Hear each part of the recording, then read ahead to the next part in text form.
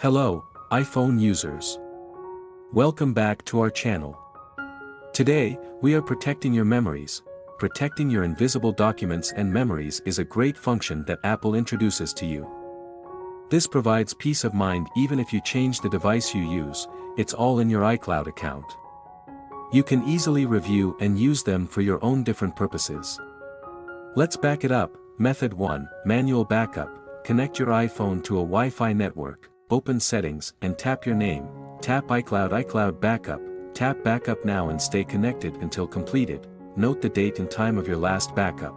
Method 2, Automatic Backup. Go to Settings, your name iCloud Backup, turn on Backup this iPhone.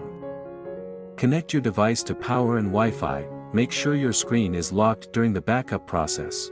If your iCloud storage is running low, follow the prompts to upgrade. Summary of both methods, manual and automatic. Remember, backing up every day will help avoid data loss. Both of these methods will be useful for you to have an absolutely secure data page.